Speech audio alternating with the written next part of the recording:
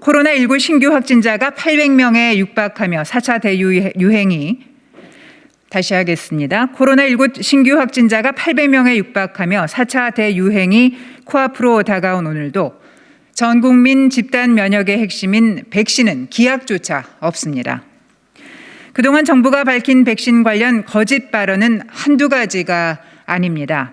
이 정부는 국민과 야당에게 가짜뉴스 생산한다면서 또 남 탓하고 적반하장 발언으로 편가르기에 여념이 없으니 대책 없는 정부가 아닐 수 없습니다.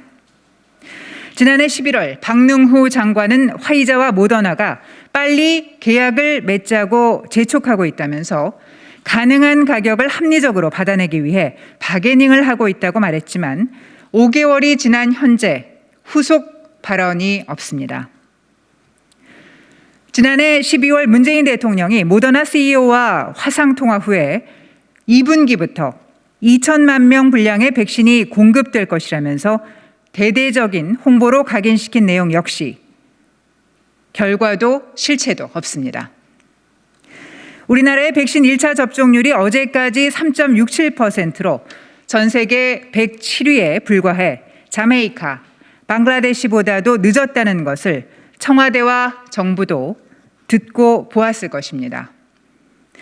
문 대통령은 올해 1월 신년 기자회견에서 접종의 시기나 집단 면역 형성 시기 등 다른 나라들과 비교해 한국이 결코 늦지 않고 오히려 더 빠를 것이다 라고 언급한 것에 대한 책임을 지시기 바랍니다.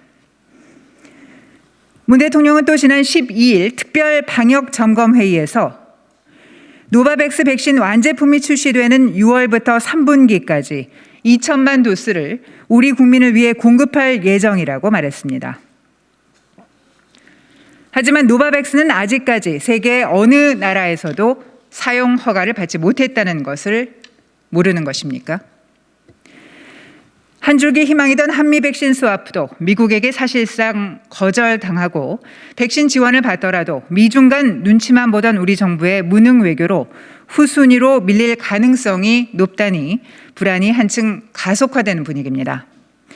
이토록 국민 안전이 위협받는 중대한 시기에 문 대통령은 바이든 정부 기조와 배치되는 메시지를 내놓으면서 이 정부는 도대체 무엇에 관심을 두고 무엇이 우선순위인지 묻지 않을 수가 없습니다.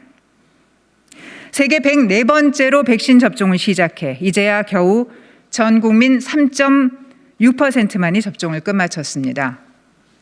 백신 확보에 사활을 걸어야 할 이때 김오란 교수를 청와대 방역기획관에 임명하는 등 정치만 앞세운 방역으로 갈 때까지 간 정부. 진정한 불신을 주는 문재인 정부입니다.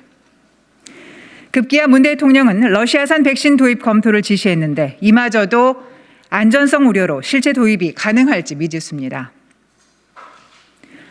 이스라엘 정부는 백신 관련 계약서도 모두 공개됐다는데 우리 정부는 그동안 야당이 수차례 계약서 공개를 요구해도 비밀 유지를 이유로 공개를 거부했으니 이 정부의 백신 정책을 믿을 수가 있겠습니까? 변명과 거짓을 늘어놓을 시간이 더 이상 없습니다.